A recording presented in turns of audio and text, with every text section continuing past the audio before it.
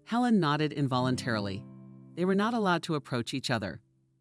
Leo would stop it immediately, and there was no telling what Helen's punishment would be. Maybe he would lock her in the basement or beat her up again. He often raised his hand to her. Helen was used to enduring the pain. She didn't scream or cry now.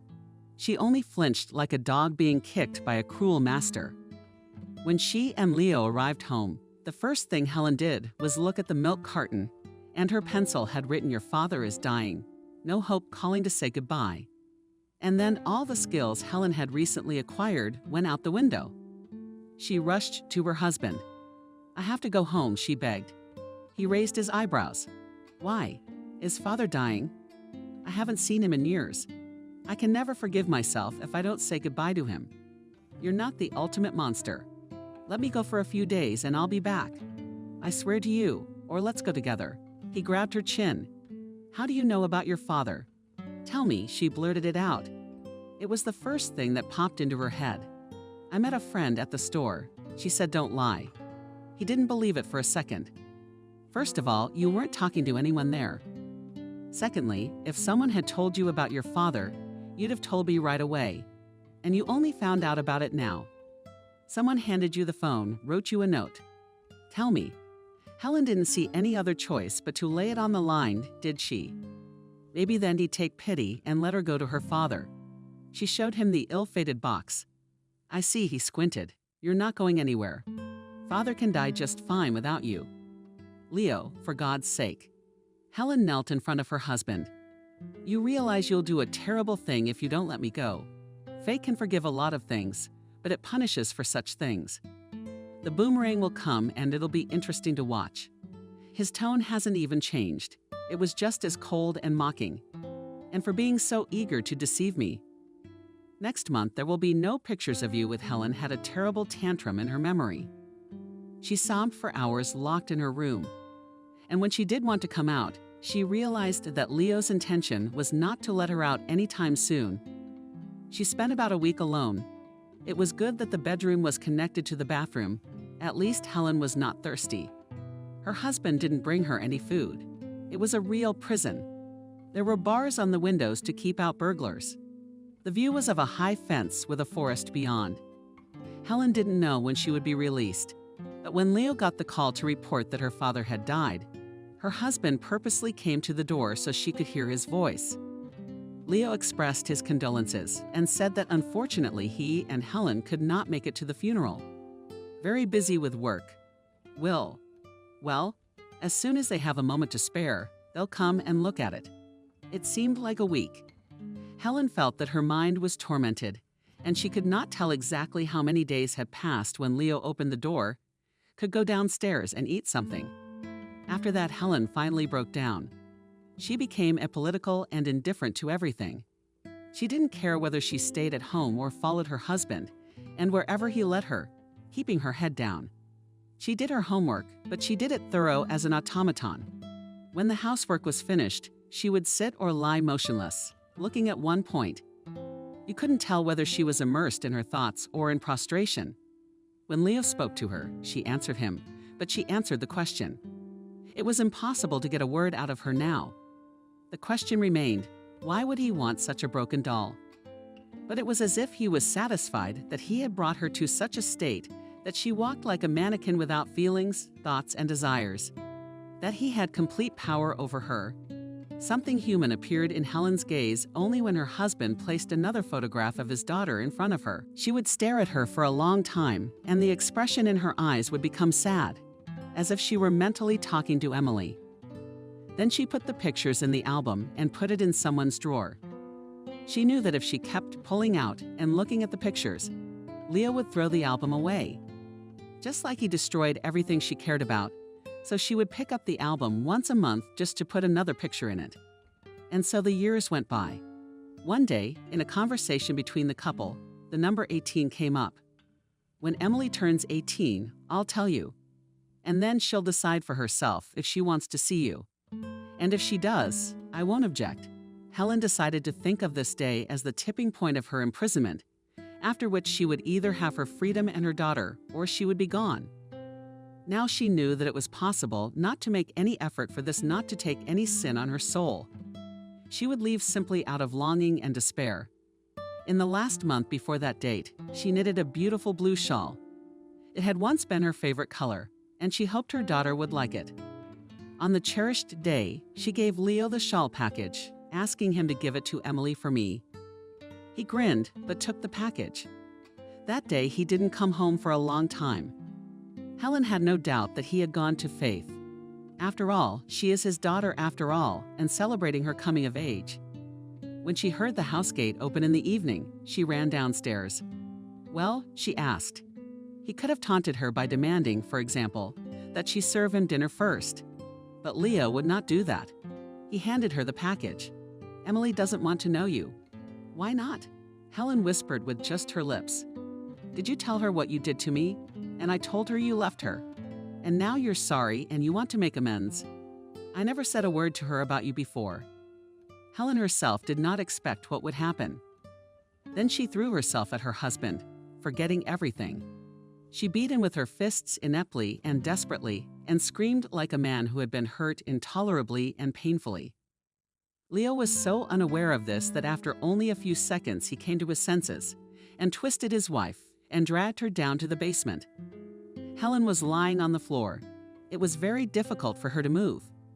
She didn't even want to raise her head, not even to turn it. The only thing the woman wanted was for everything to end here and now. She knew that Leo had locked the door from the outside. Or rather, there was an English lock. Her husband pushed her inside and slammed the door shut. Sooner or later he would open it or he wouldn't. It was all the same. When Helen tried to pull herself up, her head fell helplessly to the floor and her broken nose bled again. But Leo had never beaten her to the point of mutilating her. One has to think now, too. Nothing was fixable. It hadn't happened. Just a cruel lesson. After a while, she'd be able to walk again like she used to. But things happened differently than Helen had envisioned. When the door swung open and Leo saw his wife, he even apparently thought he had overdone it. He walked over to her and bent over. Later, Helen felt as if it was not she who had acted, but some force. Instead, she tore at her husband's leg, in a sudden, sharp movement. And when he lost his balance for a few moments, she jumped up and dashed for the door. Only when the lock clicked behind her back, her tormentor still inside, did she catch her breath. Helen heard her husband banging on the door and shouting something. But she also knew that the door was tight and secure. Not something even a man could just kick down. Nevertheless, she couldn't allow herself to gather herself quietly. Acting quickly, she frantically changed into jeans and a thin sweater. She threw on a jacket, shoved a few changes of underwear and the essentials into her bag. She knew where the money and her husband's card were. She didn't need to cover her tracks.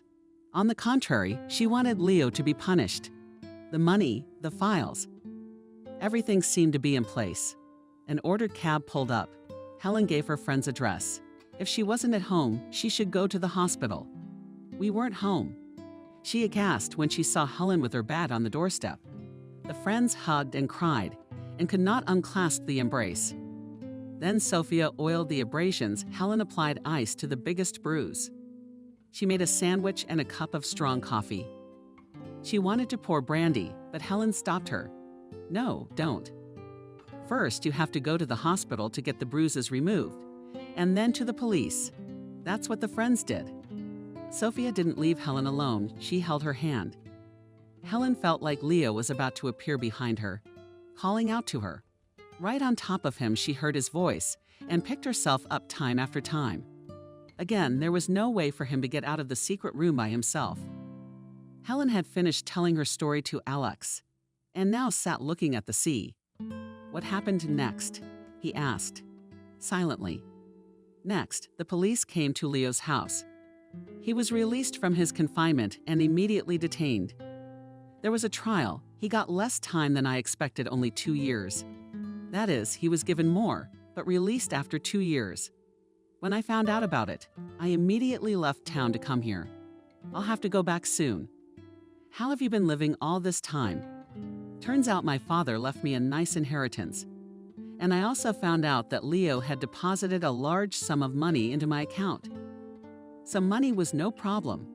That's good, because I couldn't work for a while. I was in treatment. I was very close to losing my mind. Maybe that's why they gave Leo a little bit of a pass. They thought I was crazy and that I was talking about him a lot. The beatings really couldn't be hidden. And your daughter? My ex-husband never said where she was. Not with the police, not in court. Helen shook her head, so I don't know anything. Wasn't he charged with kidnapping? He made it look like there was no baby, Helen said. There wasn't. And it's all in my sick imagination. It's a miracle that thanks to the testimony of Sophia and other people I know it was possible to prove that he deprived me of my freedom. Why was he released so early? Alex was trying to figure it out. It doesn't make sense. I bought an apartment, said Helen. I had to have somewhere to live. But now I don't know how I'm going to get back. He'll be walking the streets of the same city. He won't leave me alone. I think he's got some kind of obsession with me. Don't you want to move? Asked Alex to another city. Start from scratch again. A naked man on bare ground. I don't have the strength for that. My father died with my stepmother and my siblings. I don't keep in touch. I only have a few girlfriends and now I will be forced to leave them. But when I found out he was released, I became panicky, afraid to come home, to go into an empty apartment. I feel like they're waiting for me there, waiting for the door to open, for him to come out. When do you have to go back? Asked Alex. In 3 days, answered Helen. Alex's decision to move in with Helen was met by the young man's parents in a flurry. I didn't think I would live to see this, said the mother, making me remember scenes from novels. You realize that after this, no one will respect you. Getting involved with a woman 20 years older than you. Mom, how many times have I told you I'm not having an affair with Helen? Alex wasn't so hot-headed anymore. He said those words in a tired tone. She just needs help right now. Who are you trying to fool? She's a rich woman. She can hire any help she wants, not ask a student who has no extra time. We have to learn. Even if we believed you, no one will. You be labeled as someone who can be bought. And no decent girl. Maybe it's my problem finding girls. Alex was starting to get hot. You've already found one, my mother parried. That lady should retire soon. I understand her desire to find a young boy. Alex was packing his things, trying to control himself. Stop it. Father turned to his mother. You are going to agree that Alex will not come to us. Do you understand him? Yes, man to man, mother couldn't calm down. This Helen is my age. Let me get another student instead of you. What would you say then? The father switched to his son. If you don't want to live with us, maybe just rent an apartment. We'll help you pay for it. A lot of guys your age are living with girls. Why do you have such a strange choice? Are you going to drop out? Alex was already standing in the doorway. I'll drop out if everyone needs me while I'm in. He found it easier to breathe outside. Helen lived in a new house in the heart of the city. It overlooked a square. You could admire the fountains. Sitting on the loggia with a cup of coffee. Alex, the university was a short walk from here. Walking distance. He could be grateful to Helen for a separate room with its own balcony and all the furnishings of his dwelling. Not at all comparable to his parents' modest apartment. But he could see that she needed him more than she was letting on about it. Helen stayed out of his life completely, but she cared. Alex took a sabbatical and got a job. In the morning, when he was about to leave, she would make him coffee and make him something to eat, even though he asked her not to worry and not to get up so early. She would sit against him in the kitchen, watching him eat and smiling slightly. If he didn't speak himself, she was silent with her. But it was surprisingly easy to keep silent with Helen, as if we were on the same wavelength. He came rather late. When the fall came, it was already beginning to get dark. And again, they would sit together at the table. And there was Helen's incomparable coffee in small cups. And Alex more words from the left in the evening, often humorously told about how his day went. There was nothing to tell about Helen, except about books read and movies watched. But Alex noticed that she became calmer around him. Her face rounded a little. She lost her painful thinness. Her hair began to grow. Helen went to the hairdresser, made a hairstyle that suited her more than before. She even found a hobby. She started growing flowers. By the time she became a winter girl, the apartment was like a winter garden. I guess it was the earth that had drawn her to the land as she got older. Helen shrugged his shoulders. Returning, Alex often saw such a picture. Helen sits in an armchair, as if in a green thunderstorm of branches beating all over. Softly speaking sconces, and the woman is reading a book. Alex involuntarily noted that the woman remained beautiful, despite all that she had been through. If I ever get married, I would like such a mother-in-law, he thought, feeling that Helen gradually becomes for him a native person. But sometimes, when he woke up in the middle of the night, he saw a light in the kitchen. And that means that Helen again had a terrible dream, in which the door quietly opens and her ex-husband enters. And now until morning, she will sit, drink coffee, and listen. Would there be footsteps on the stairs? She realized that these were far-fetched fears, but she couldn't help it. From Leo's house, Helen had taken nothing with her except her personal belongings, a photo album, and a blue shawl she had knitted for her daughter. The shawl now hung in her room. Alex did not hide from her that he was trying to find her husband and daughter. But he didn't tell her the details. And when the young man disappeared for days at a time, Helen knew it had something to do with the search, but she never questioned it. It was too painful and intolerable for her to hope and then be disappointed. And so the year passed. Helen wanted to talk to Alex about his plans for the summer. She herself wanted to go somewhere to the north, maybe to Karelia. She couldn't stand the heat, and she thought if the young man wanted to, he could accompany her. If he has a girlfriend, let him take her with him. She's paying for the young people's room. Alex's presence gave her a semblance of family, but she didn't have time to talk about it. The day came when Alex knocked on her room. "I need to talk to you." Helen looked up with frightened eyes. "Did you find out something bad?" "Leo found me. We have to leave. Will you let me sit down?" Settled across from Helen in the chair, Alex began to speak. "I found out why your ex-husband was released. Of course, not only in connection with it, but this circumstance also played a big role. Leo went blind." As Helen asked in a whisper. "There, when he was serving time, there was a fight in the zone. He got beat up pretty bad. Concussion and blindness. He was in the hospital for a long time, and he'll never see again. The doctors are sure he won't. But I wondered what he was. Why did he treat you like that? Because by the time you were married, he was already a wealthy, well-to-do man. And Emily, did you find out anything about Emily?" Helen interrupted. "Wait a minute. I was sure this behavior was more typical of someone from a marginalized background. But when I delved into all of this, he really had a rough childhood. After his father left, the family lived in blatant poverty. An old house, and there wasn't even heating with a stove and wood. The mother, whom Leo loved very much, began to drink first and then reached for other men. She would leave the house and spend the night somewhere.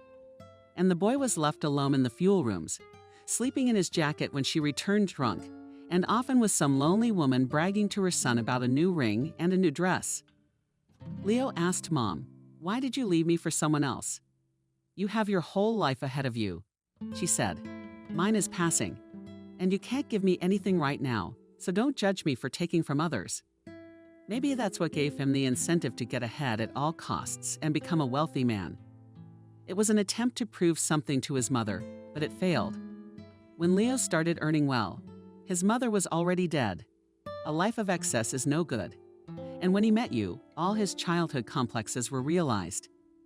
His mother didn't belong to him. She was always slipping away from him, swapping him for someone else. So he decided to make you all his, at any cost. At first, he thought you'd be his child. But then he realized you could leave with a baby in your arms. That's when he separated you and your daughter. He knew there was no better blackmail than a daughter. He may or may not give her back to you. And as long as he has the daughter, you'll be at his mercy.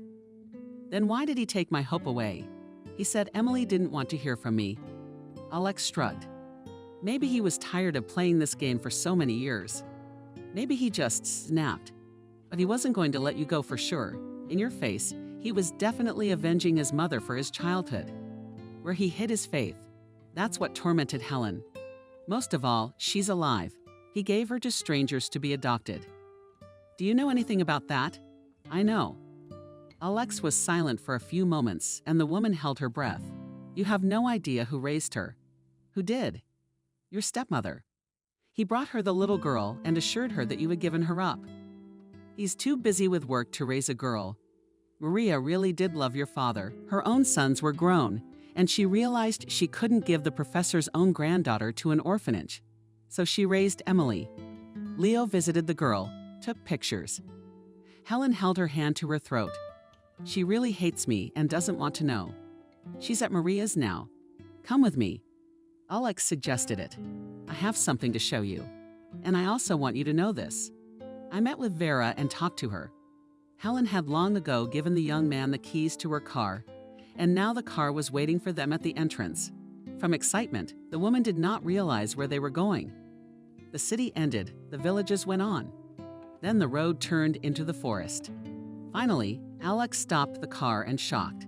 Helen recognized the place where she and her husband had once spent their honeymoon. The cottage by the lake. It had recently rained and the air was filled with the smell of pine needles, earth, and leaves. There was a small pier next to the cottages. It was empty now.